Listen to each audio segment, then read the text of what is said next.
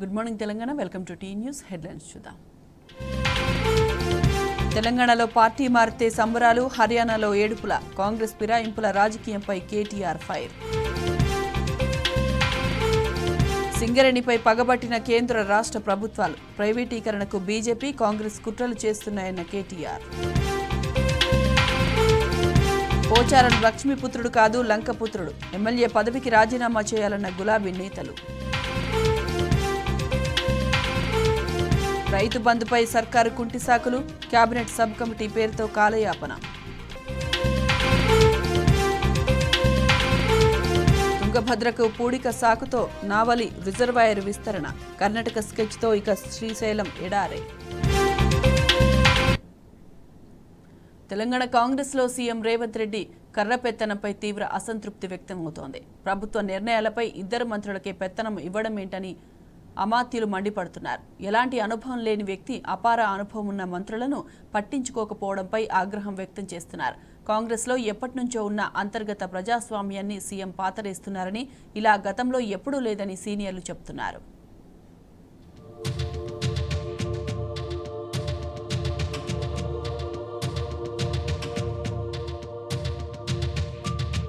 CM Revanth Reddy కర్రపెత్తనం పట్ల మంత్రులు తీవ్ర అసంతృప్తి వ్యక్తం చేస్తున్నారు.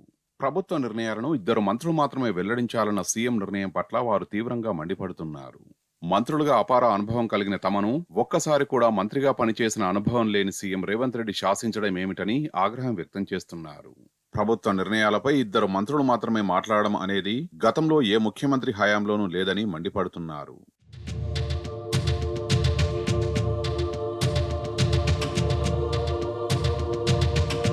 ప్రస్తుత మంత్రివర్గంలోని తుమ్మల నాగేశ్వరరావు, దామోదర రాజనరసింహ, ఉత్తమ్ కుమార్ రెడ్డి, కోమటిరెడ్డి వెంకటరెడ్డి, జూపల్లి కృష్ణారావు, దుద్దిల్ల శ్రీధర్బాబు, కొండా సురేఖ తదితరులు గతంలో 2-3 పర్యాయాలు మంత్రులుగా పనిచేసిన అనుభవం ఉన్నవారే.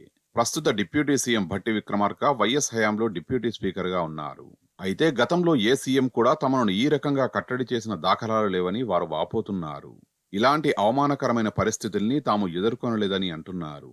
ఈ నిర్ణయం పూర్తిగా సీఎం రేవంత్ రెడ్డి అనాలోచిత అనుభవ రాహిత్యానికి నిదర్శనమని తప్పుబడుతున్నారు. ప్రభుత్వ నిర్ణయాలు అంటే అది మంత్రిమండలి నిర్ణయంగానే చూస్తారు. కేబినెట్ తీసుకునే నిర్ణయాలలో సీఎంకు ఎంతటి బాధ్యత ఉంటుందో మంత్రులకు కూడా అంతే బాధ్యత ఉంటుంది. అలాంటప్పుడు ప్రభుత్వ నిర్ణయాలను వెల్లడించే అధికారం ఇద్దరు మంత్రులు శ్రీధర్ బాబు, పొంగులేటి శ్రీనివాసరెడ్డికి మాత్రమే కల్పించడం ఏమిటని ప్రశ్నిస్తున్నారు. జనం దృష్టిలో తమను డమ్మీలుగా చేసి అవమానించడం కాదా అని ఆవేదన వ్యక్తం చేస్తున్నారు.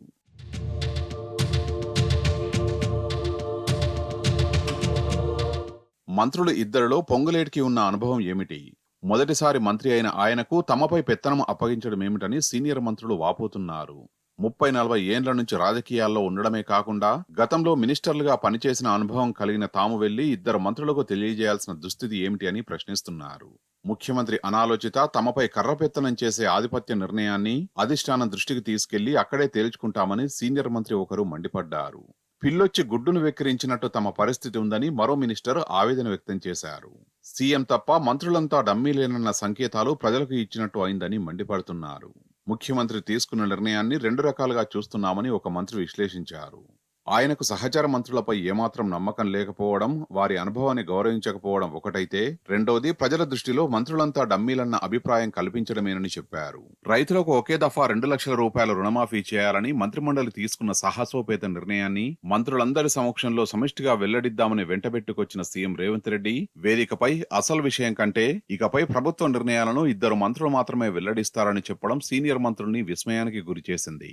సీఎం ఈ విషయాన్ని వివరిస్తుంటే వేదికపై ఉన్న మంత్రులు ఉత్తమ్ కుమార్ రెడ్డి, కోమటిరెడ్డి వెంకటరెడ్డి తీవ్ర అసహనానికి గురైన సంగతి అందరి దృష్టిలో పడింది. రుణమాఫీపై మంత్రివర్గ నిర్ణయాన్ని వెల్లడించడానికి సీఎంతో పాటు ఉత్సాహంగా వచ్చిన మంత్రులు ఆయన వ్యాఖ్యలతో తీవ్ర నిరుత్సాహానికి గురయ్యారు.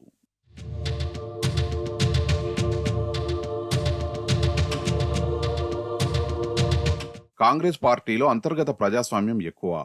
తమ అభిప్రాయాలను స్వేచ్ఛగా వెల్లడించడం ఆ పార్టీ నేతలకున్న ప్రత్యేకత. పార్లమెంటు ఎన్నికల సందర్భంగా తాము అధికారంలోకి వస్తే దేశవ్యాప్తంగా కులగణన చేపడతామని పార్టీ అగ్రనేత రాహుల్ గాంధీ చేసిన ప్రకటననే ఆ పార్టీ సీనియర్ నేతలు బాహాటంగా తప్పుబట్టిన ఉదంతాన్ని ఈ సందర్భంగా ఒక సీనియర్ మంత్రి ఒకరు గుర్తు చేశారు. పార్టీ పెద్దలంతా జాతీయ అధ్యక్షునిగా మల్లికార్జున ఖర్గేను బరిలోకి దింపితే ఆయనపై శశి థరూర్ పోటీకి దిగిన ఉదంతాన్ని ఉటంకించారు.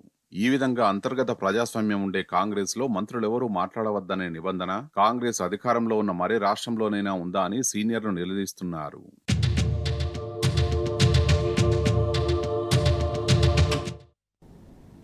సీఎం రేవంత్ రెడ్డిపై బీఆర్ఎస్ వర్కింగ్ ప్రెసిడెంట్ కేటీఆర్ నిప్పులు చెరిగారు. తెలంగాణ హక్కులను కాపాడడంలో రేవంత్ రెడ్డి విఫలమయ్యారని దుయ్యబట్టారు.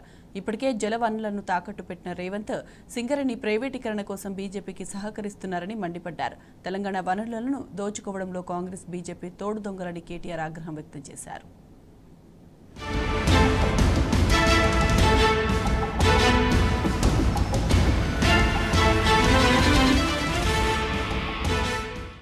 తెలంగాణ కొంగు బంగారం సింగరేణిపై కేంద్ర రాష్ట్ర ప్రభుత్వాలు పగబట్టినట్లుగా వ్యవహరిస్తున్నాయి.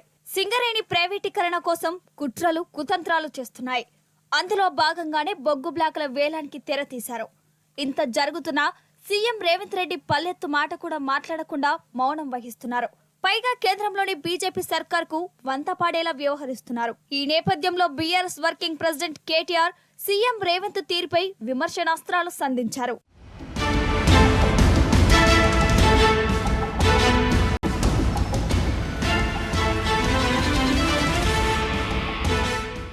సీఎం రేవంత్ రెడ్డిపై కేటీఆర్ నిప్పులు చెరిగారు. రేవంత్ అబద్ధాలు చూసి జోసెఫ్ గోబెల్స్ కూడా తన సమాధిలోనే తలదించుకుంటున్నారని ఎద్దేవా చేశారు. 60 ఏళ్ల తెలంగాణ ప్రజల ఆకాంక్షలను అర్థం చేసుకుని పోరాటం చేసి తెలంగాణ సాధించుకున్న పార్టీ బీఆర్ఎస్ అని కేటీఆర్ స్పష్టం చేశారు.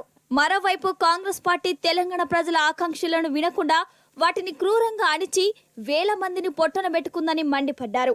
రేవంత్ ముఖ్యమంత్రి గద్దెనెక్కిన తర్వాత కాంగ్రెస్ బీజేపీ కలిసి తెలంగాణ ప్రయోజనాలను తాకట్టు పెడుతున్న తీరు ప్రతి ఒక్క తెలంగాణ పౌరుడు గమనిస్తున్నారని తేల్చి చెప్పారు కేటీఆర్.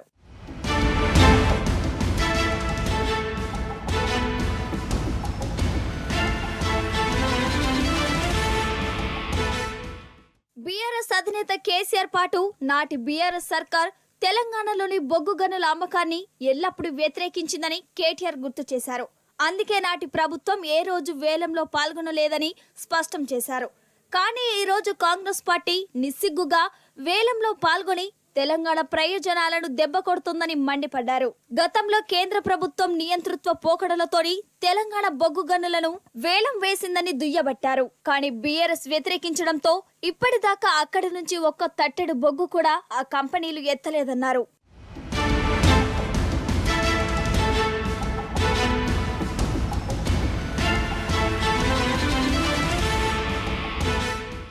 సింగరేణి ప్రయోజనాల కోసం బీఆర్ఎస్ నిలబడడంతోనే వేలంలో గనులను దక్కించుకున్న 2 కంపెనీలు మైనింగ్ ను ప్రారంభించలేకపోయాయని కేటీఆర్ గుర్తు చేశారు.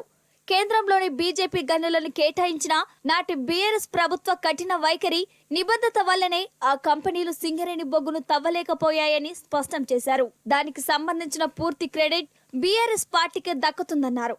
కానీ ఆ 2 కంపెనీలు మహారాష్ట్రలో కాంగ్రెస్ శివసేన ఉమ్మడి ప్రభుత్వం అధికారంలో ఉన్నప్పుడు టాక్లీ, జన, బెల్లోర గనులను దక్కించుకున్న విషయం మర్చిపోవద్దని రేవంత్ రెడ్డికి హితవు పలికారు.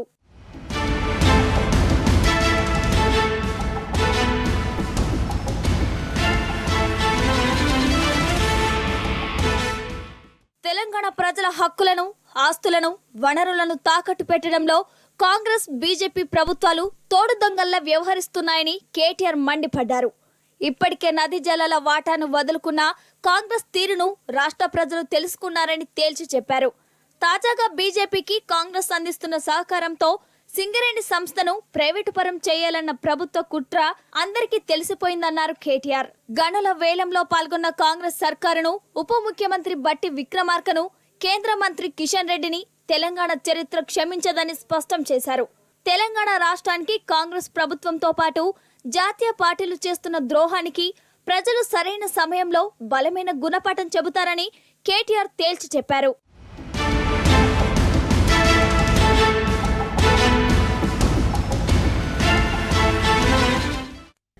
రాష్ట్రంలో ఫిరాయింపులను ప్రోత్సహిస్తున్న రేవంత్ సర్కార్పై తెలంగాణ సమాజం భగ్గుమంటోంది. బీఆర్ఎస్ ఎమ్మెల్యేలను చేర్చుకుంటూ టీ కాంగ్రెస్ నేతలు ఓవైపు సంబరాలు చేసుకుంటూనే ఇతర రాష్ట్రాల్లో తమ ఎమ్మెల్యేలు పార్టీ ఫిరాయిస్తే బీద ఏడుపులు ఏడుపుతోంది. హర్యానాలో కాంగ్రెస్ ఎమ్మెల్యే కిరణ్ చౌదరి బీజేపీలో చేరడం పట్ల హస్తం పార్టీ అక్కడి స్పీకర్కు ఫిర్యాదు చేయడాన్ని ప్రశ్నిస్తున్నారు. కాంగ్రెస్ ద్వంద్వ నీతిని ప్రజలు ఎండగడుతున్నారు.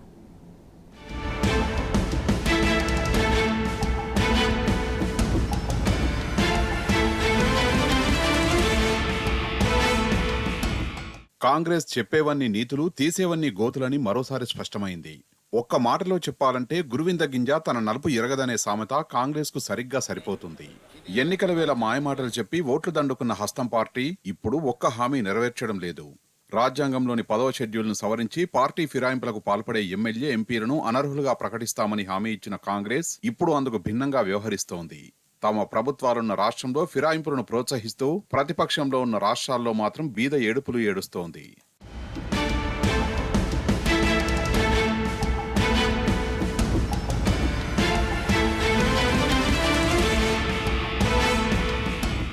మేనిఫెస్టోలో ఫిరాయింపులపై గొప్పలు చెప్పిన కాంగ్రెస్ తెలంగాణలో అసలు రంగును ప్రదర్శిస్తోంది. పార్టీ ఫిరాయింపులకు పెద్దపీట వేస్తోంది. ప్రధాన ప్రతిపక్షమైన బీఆర్ఎస్ నుంచి ఎమ్మెల్యేలను చేర్చుకునేందుకు అధిక ప్రాధాన్యమిస్తోంది. ఇందులో భాగంగా ఇప్పటికే పలువురు బీఆర్ఎస్ ఎమ్మెల్యేలను పార్టీలో చేర్చుకుంది. తాజాగా మాజీ స్పీకర్ పోచారం శ్రీనివాసరెడ్డిని సీఎం రేవంత్ రెడ్డి స్వయంగా పార్టీలోకి ఆహ్వానించారు. పార్టీ ఫిరాయించే నేతలను రాళ్లతో కొట్టి చంపాలన్న రేవంత్ రెడ్డి మాట తప్పడంపై జనాలు అసహ్యించుకుంటున్నారు. నవ్విపోదురుగాక నాకేటి సిగ్గన్నట్లు వ్యవహరిస్తున్న ముఖ్యమంత్రి తీరు పట్ల మండిపడుతున్నారు.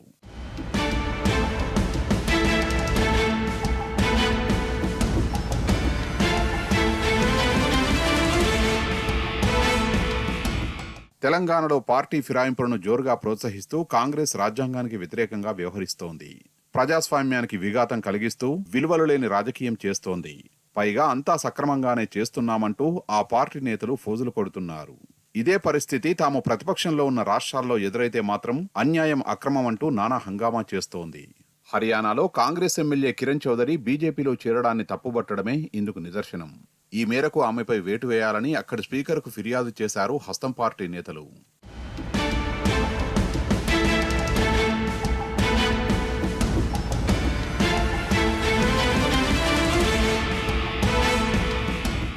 తెలంగాణలో పార్టీ ఫిరాయింపులను ప్రోత్సహిస్తున్న కాంగ్రెస్ ప్రభుత్వానికి బీఆర్ఎస్ వర్కింగ్ ప్రెసిడెంట్, మాజీ మంత్రి కేటీఆర్ స్ట్రాంగ్ కౌంటర్ ఇచ్చారు. బీఆర్ఎస్ బీఫాంపై గెలిచిన ఎమ్మెల్యేలను ఒక్కొక్కరిగా పార్టీలో చేర్చుకుంటున్న టీ కాంగ్రెస్ నేతలు విజయోత్సవంగా భావిస్తున్నారన్నారు. ఇతర రాష్ట్రాల్లో మాత్రం తమ ఎమ్మెల్యేలు పార్టీ ఫిరాయిస్తే బీద ఏడుపులు ఏడుస్తున్నారని విమర్శించారు. హర్యానాలో కాంగ్రెస్ ఎమ్మెల్యే కిరణ్ చౌదరి బీజేపీలో చేరడం పట్ల హస్తం పార్టీ వ్యవహరించిన తీరుపై ఎక్స్ వేదికగా కేటీఆర్ నిలదీశారు. కాంగ్రెస్ ద్వంద్వనీతిని ఎండగట్టారు.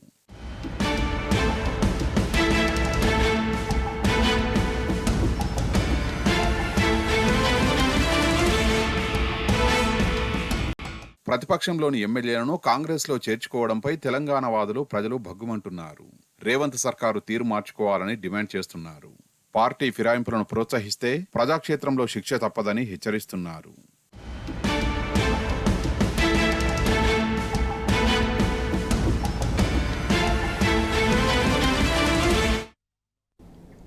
పోచారం శ్రీనివాసరెడ్డి పార్టీ మారడాన్ని బీఆర్ఎస్ మాజీ ఎమ్మెల్యేలు బాజిరెడ్డి గోవర్ధన్, జీవన్ రెడ్డి, బీగాల గణేష్ గుప్తా తీవ్రంగా ఖండించారు. బీఆర్ఎస్ ప్రభుత్వంలో పదవులన్నీ అనుభవించి ఇప్పుడు కాంగ్రెస్లో చేరడం సిగ్గుచేటన్నారు.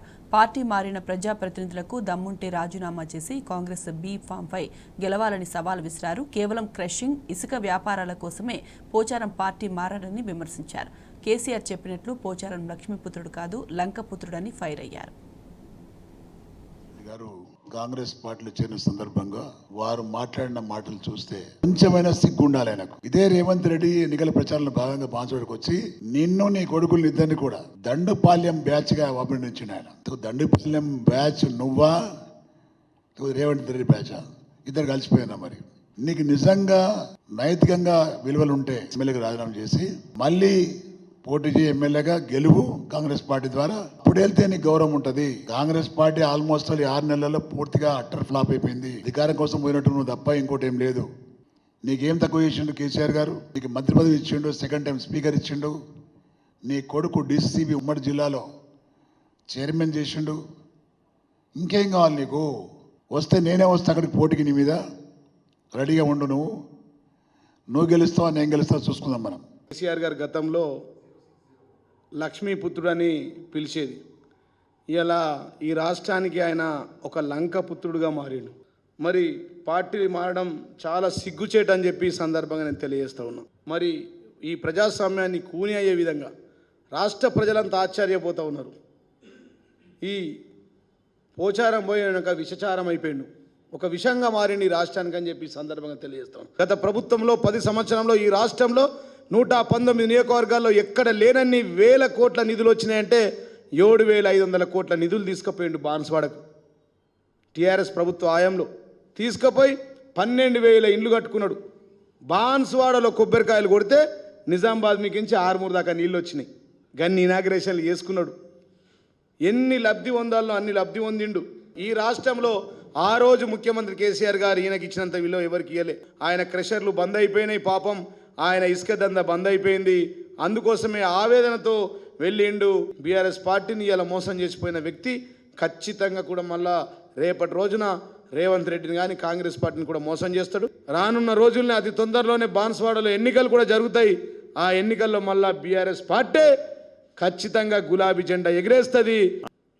మరి 10 సంవత్సరాలు రాజకీయ లబ్ధి పొంది తన కొడుకుకు డీసీసీ చైర్మన్, తన వియ్యంకుడికి జిల్లా లైబ్రరీ చైర్మన్, తను కట్టినటువంటి గుడికి దాదాపు 100 కోట్ల రూపాయల నిధులు, 500 ఎకరాల భూమి, సిరిసిల్ల గజ్వేల్ సిద్దిపేట కంటే కూడా ఎక్కువ 2 బెడ్రూమ్ హౌసులు నిర్మించింది కూడా బాన్స్వాడలో. మరి ఇవన్నీ అయిపోయినాయి. ఇక కేసీఆర్ గారితో పని లేదు, టీఆర్ఎస్తో పని లేదు. అంటే పచ్చగున్న దగ్గర తినాలే, వెచ్చగున్న దగ్గర వండుకోవాలి. ఊసరవెల్లి రంగులు మారినట్టు మళ్ళా ఈరోజు కమిట్మెంట్ తీసుకొని మళ్ళీ రేవంత్ రెడ్డి గారితో కాంగ్రెస్ పార్టీలో కలిసిరు. దీన్ని ఏమనాలి? ప్రజలు కూడా చూస్తారు. ఖచ్చితంగా సమయం వచ్చినప్పుడు బుద్ధి చెప్తారు. తెలంగాణకు నిజమైనటువంటి కంచే, నిజమైనటువంటి పార్టీ టీఆర్ఎస్ పార్టీ అని చెప్పేసి గుర్తించారు. తప్పకుండా రాబోయే రోజుల్లో ఈ పోయిన వారందరికీ నూకలు తెల్లుతాయి తెలంగాణలో. అలాంటి తీర్పు ప్రజలు ఇస్తారని చెప్పేసి మేము హెచ్చరిస్తా ఉన్నాం. పార్టీ మారాలంటూ కాంగ్రెస్ సర్కారు తనపై ఒత్తిడి తెస్తోందని ఆరోపించారు ఎమ్మెల్యే పల్లా రాజేశ్వరరెడ్డి. 6 నెలల్లోనే 4-5 కేసులు నమోదు చేశారని, తనతో పాటు తన భార్య నీలిమ, కొడుకు అనురాగ్ పైన కేసులు బనాయించారన్నారు. కాంగ్రెస్ బెదిరింపులకు తాను భయపడనని, న్యాయ పోరాటం చేస్తానని తెలిపారు. కేసులు, అరెస్టులు తనకు కొత్త కాదని, ఎట్టి పరిస్థితుల్లోనూ పార్టీ మారబోనని పల్లా రాజేశ్వరరెడ్డి తేల్చి చెప్పారు. రాష్ట్రంలో యువత ఉద్యోగాల కోసం రోడ్డున పడి అలమటించాల్సిన పరిస్థితి వచ్చిందన్నారు మాజీ మంత్రి ఎమ్మెల్యే హరీష్ రావు. ప్రభుత్వం వెంటనే 2 లక్షల ఉద్యోగాలు గుర్తించి జాబ్ క్యాలెండర్ ప్రకటించారని డిమాండ్ చేశారు. గ్రూప్ 1 మెయిన్స్కు 1:100 నిష్పత్తిలో అభ్యర్థులను అనుమతించాలని కోరారు. గ్రూప్ 2, 3 ఉద్యోగాల్లో అదనపు పోస్టులను కలపాలన్నారు. గ్రూప్స్ అభ్యర్థులు, నిరుద్యోగుల డిమాండ్లపై సీఎం రేవంత్కు హరీష్ రావు బహిరంగ లేఖ రాశారు.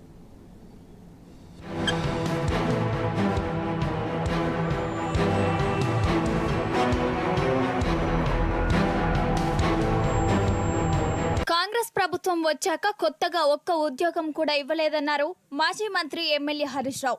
మొదటి ఏడాదే 2 లక్షల ఉద్యోగాలను భర్తీ చేస్తామని చెప్పి మోసం చేశారని ఫైర్ అయ్యారు. నిరుద్యోగులకు ఇస్తామన్న 4,000 భృతి కూడా ఉత్తదేనని తేలిపోయిందన్నారు. గ్రూప్స్ అభ్యర్థులు, నిరుద్యోగుల డిమాండ్లపై సీఎం రేవంత్ కు హరీష్ రావు బహిరంగ లేఖ రాశారు. నమ్మి ఓటేసిన ప్రజలను, నిరుద్యోగులను నిండా ముంచారని మండిపడ్డారు. 10 ఏళ్ల బీఆర్ఎస్ పాలనలో 1,60,000 ఉద్యోగాలు భర్తీ చేశామని గుర్తు చేసిన హరీష్ రావు, బీఆర్ఎస్ ఇచ్చిన ఉద్యోగాలకే కాంగ్రెస్ పార్టీ నియామక పత్రాలు ఇచ్చిందని విమర్శించారు. ఉద్యోగాల కోసం యువత రోడ్డున పడి అలమటించాల్సిన పరిస్థితి తెచ్చారని హరీష్ రావు మండిపడ్డారు.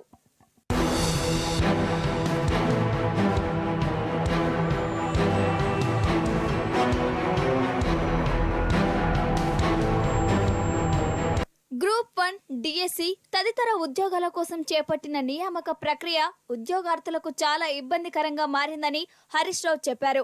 కనీసం నిరుద్యోగుల విజ్ఞప్తిని వినే పరిస్థితిలో కూడా ప్రభుత్వం లేకపోవటం శోచనీయమన్నారు. గ్రూప్ 1 మెయిన్స్ కు 1:50 నిష్పత్తిలో కాకుండా 1:100 నిష్పత్తిలో అభ్యర్థులను అనుమతించాలని హరీష్ రావు కోరారు. దానివల్ల తెలంగాణ గ్రామీణ ప్రాంత విద్యార్థులు గ్రూప్ 1 ఉద్యోగాలను సాధించే అవకాశాలు పెరుగుతాయని వివరించారు. కాంగ్రెస్ పార్టీ కూడా ప్రతిపక్షంలో ఉన్నప్పుడు 1:100 నిష్పత్తిలో అభ్యర్థులను ఎంపిక చేయాలని కోరినట్లు గుర్తు చేశారు. ఇప్పుడు ఆ వైఖరి నుంచి కాంగ్రెస్ పార్టీ ఎందుకు తప్పుకుంటుందో అర్థం కావడం లేదన్నారు హరీష్ రావు.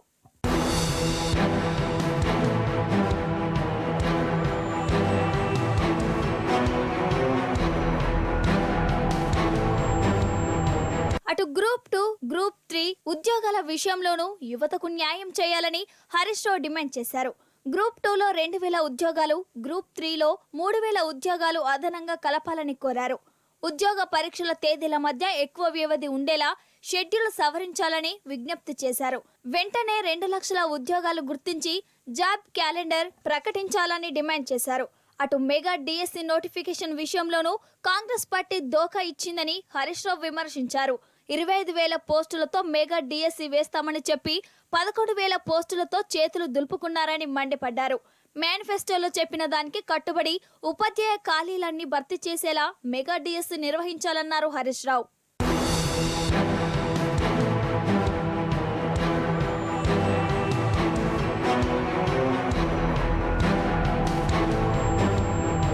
రాష్ట్రంలోని నిరుద్యోగులకు నెలకు 4,000 రూపాయల చొప్పున నిరుద్యోగ భృతి చెల్లించాలని హరీష్ రావు డిమాండ్ చేశారు.